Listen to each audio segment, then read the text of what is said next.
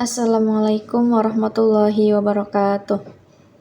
Saya Suci Sulistianingsih, SI 6A, NIM 205720057 akan menjelaskan pengertian dari pengembangan sistem model Dynamic System Development Method dalam kurung DSDM menurut beberapa ahli.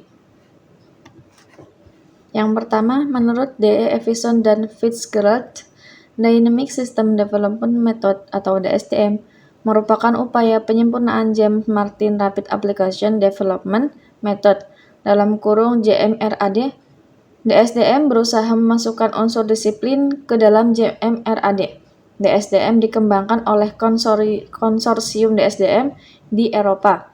Konsorsium DSDM dibentuk tahun 1994. DSDM mendefinisikan RAD sebagai kerangka kerja atau framework.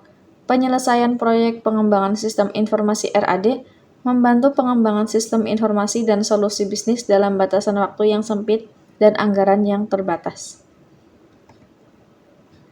Menurut B.J. Voigt, DSDM berasal dari komunitas pengembangan perangkat lunak, tetapi integrasi pengembangan perangkat lunak, rekayasa proses, dan proyek pengembangan bisnis mengubah kerangka kerja DSDM menjadi kerangka umum untuk memecahkan masalah yang kompleks.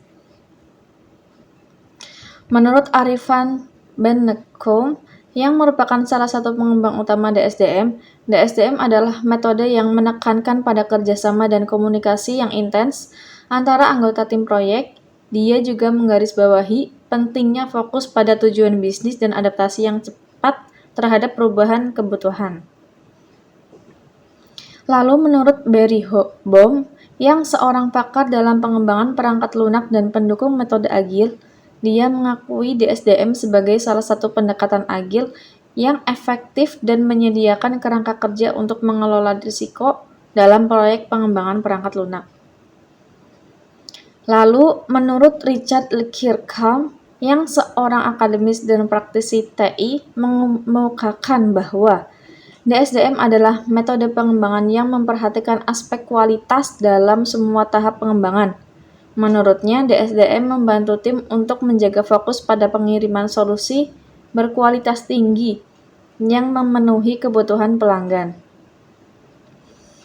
Di sini, DSDM Life Cycle terdiri dari 3 tahapan utama dan 5 subtahapan, seperti yang terlihat pada gambar di bawah ini. Di sini ada pre-project, sebelum project, ke feasibility, ada post-project. Pre-project ke feasibility, ke business study, lalu ke functional model iteration. Setelah rencana disetujui, agree plan, lalu create functional prototype, lalu mereview prototype, lalu identifikasi functional prototype. Setelah itu, lalu ke design dan build iteration. Agree plan, lalu create design prototype, lalu review design prototype, lalu identifikasi design prototype. Setelah ini, lalu ke implementasi. Di implementasi ada review business, user approve, user guided. Setelah disetujui, ada train user, lalu diimplementasikan. Apabila diimplementasi masih belum jelas, masih kurang, bisa balik lagi ke functional model iteration atau ke design dan build iteration. Dan seterusnya, sampai bisa diimplementasikan dan di post project-nya.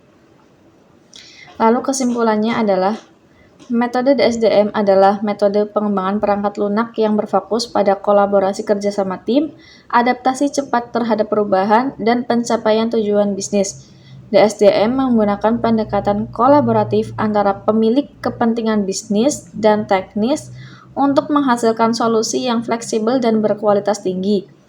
Metode ini mengutamakan identifikasi dan pengelolaan risiko serta menjaga fokus pada kualitas dalam setiap tahap pengembangan. Karena itu, DSDM membantu tim proyek dalam menghadapi perubahan yang terjadi dan menghasilkan solusi yang sesuai dengan kebutuhan pelanggan.